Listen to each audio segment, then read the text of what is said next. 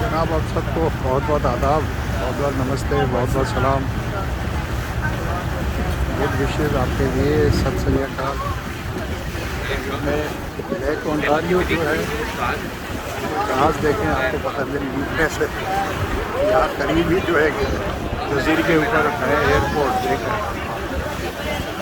Boat का tour लिया, पहले भी 4-5 बार ले चुका हूँ। यहाँ है I was just waiting for that plane to pass by before I started. But hello again, everyone. Welcome. यहाँ पर My करीब name जो is है Betty. I'm going to be your tour guide on island है a वहाँ 45-minute cruise around the Toronto Islands today. How's everyone doing? Beautiful day, yeah. Beautiful day, we are playing. So just before I start with the content of the tour, all of the fun stuff, I'll go over a few housekeeping announcements. If you're looking for the restrooms on board, you can find them on the lowest level towards the back. We do also have a bar on the lowest level of the boat. We serve light refreshments, water, pop, chips, or crisps, as some of you might say, so you're welcome to visit the bar at any point. And a special disclaimer for today, it is very windy, I'm sure you've noticed, so definitely hold on to your hats, any belongings that, or loose articles of clothing that might fly into the water, because if it's gone, unfortunately. But with that, I'm going to jump right into the content of the tour. As your tour guide, if you do have any questions for me at any point during today's tour, feel free to ask and I'll answer to the best of my abilities. But I do like to start off my tours by asking my audience a question just to see how much you already know. So we'll start off very easy. Does anyone know the name of this body of water we're sailing on? I'm singling you out. Yes, Lake Ontario. Now the word Ontario is said to be of Iroquois origin. It means beautiful lake or sparkling water. You can definitely see why it has that name. Just looking to your right hand side with its little sparkle. Now Lake Ontario is special because it is one of the 5 Great Lakes. I'm going to quiz you again. Does anyone know the 5 Great Lakes? Okay, a few hands going up, some people nodding their heads confidently. So this is what we'll do. I'm going to say a letter. I want you to say the corresponding lake, and I'm going to pretend like I'm a cheerleader because I've always wanted to be one. Sound good? H. Huron. O. Ontario. M. Michigan. E. Erie. S. Go team go! Homes, Huron, Ontario, Michigan, Erie, Superior. You guys got them all correct, so wonderful job. Now since you're doing amazing with all of the questions, it's time for a game. Anyone know the largest of the 5 Great Lakes? It is Superior. Yes, Superior in size. Which one's the smallest? It's actually Ontario, the smallest by surface area. Also one of the deepest. It reaches a maximum depth of 802 feet or 244 meters.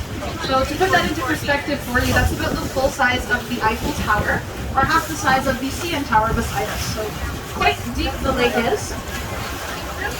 Now the part we're currently sailing through is called the Toronto Inner Harbor, and it's much shallower actually, only reaching a maximum depth of 40 feet or 12 meters.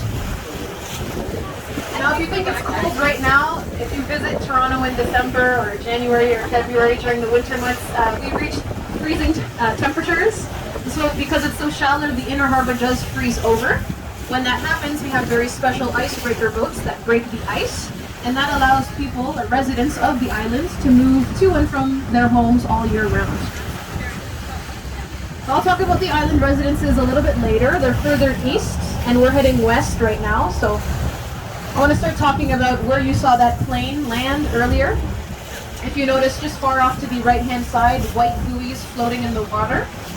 So they say keep out because they mark a restricted zone for Billy Bishop Airport. No vessel or boat is allowed into that restricted zone, as it could potentially clash with incoming or outgoing aircrafts. This is the 2nd airport in Toronto, the 9th busiest in Canada, welcoming about 2.8 million passengers each and every year. Now Billy Bishop Airport does welcome domestic flights, limited international flights, small private charters, as well as medical emergency flights. The airport itself named after Billy Bishop, who was a World War I ace, Victoria Cross recipient, World War II Marshal. He's officially credited with 72 victories in the war, making him the top Canadian ace. Now, did anyone pass through Airport Island when they were coming in the city, or most of you? Okay, we have one. Most of you probably entered Toronto via Pearson, but if you did need to access Airport Island, there are a few ways to get there. You can take a water taxi. There's also a ferry service called the Maryland Bell 1. It's 90 seconds long, actually one of the shortest in the entire world. And an underground tunnel just south of Bathurst Street, which goes underground and up into Airport Island. All ways for you to access the island here. But as we officially enter the western channel of the island, coming up on your right-hand side, you'll notice this ferry docking station. This is Hanlan's Point. I'll point out as well that red, black, and white colored tugboat, the very first public city ferry to bring the people of Toronto over to the island. So it's on Hanlan's Point now to commemorate that. The boat itself, called the Ned Hanlan, named after their eldest son, Edward, or Ned. And you can see a statue of Ned just behind the flagpoles there. He's holding a rowing oar. So Ned Hanlan was really the more famous of the bunch, internationally known as a rower. Now he was known for many other reasons beside that. One of them being he was a bootlegger. So during the Prohibition era in the 1920s, he would illegally sell alcohol here from Hanlan's Point. At one point, the Hanlan family, did have a hotel established on the northwest side. So this was really the center for island life. And quite clever Ned Hanlan was. What he'd do is store alcohol in barrels. Anytime the Toronto police would come over from the mainland to the islands, he would dump the barrels at the bottom of the lake. They were, of course, heavy enough to sink, and they would search and search all over the islands, but they could find nothing. As soon as the police left, Ned Hanlan would, of course, fish out those barrels and continue serving alcohol to his very happy customers. So, very interesting man, I think he was. If you did want to learn more about him, there is actually a movie on him called The Boy in Blue, which stars Nicolas Cage. So maybe check it out. I'm not sure if it's on Netflix, actually. Now, I did say Hanlan's Point was home to a hotel. It was also home to a baseball stadium that was there until 1913. Now, the reason I mention it, it's famously known to be the place where Babe Ruth hit his first professional home run. He was playing for the Providence Grays at the time. Now, it's said that he hit the baseball so hard it flew out of the stadium, landed right here in the waters of Lake Ontario, and the baseball has not yet been recovered, so it's still believed to be somewhere here. I see you're laughing because you're probably guessing it's worth quite a bit of money. An estimated $1 million is the value of that baseball. But definitely don't get any ideas now. This is not a hop-on, hop-off boat, so need you on board the whole time. For any baseball fans, I do know there is a game going on either today or tomorrow. I saw lots of people dressed in their Blue Jays shirts. No, we don't all dress the same. That's probably because there's a game going on.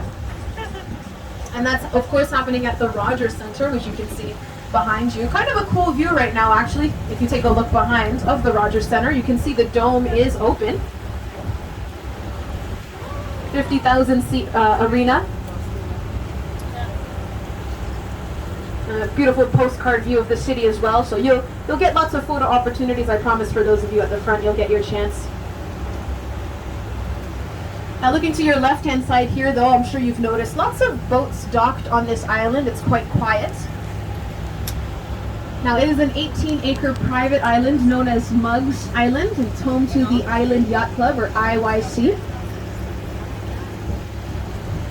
Because it is a private island, you do need a membership to use their facilities, but that gives you access to over 140 docks. There's private beaches, swimming pools, tennis courts, fine dining. So definitely a great place to spend your summer days.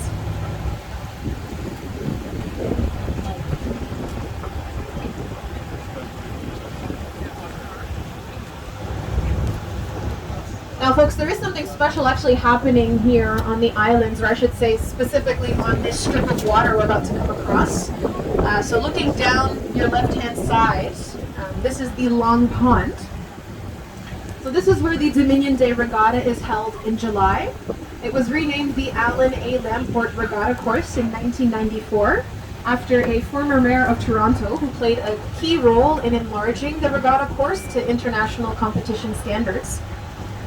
So this channel of water, again just to your left-hand side, also used for the Dragon Boat Race Festival, which started back in 1989.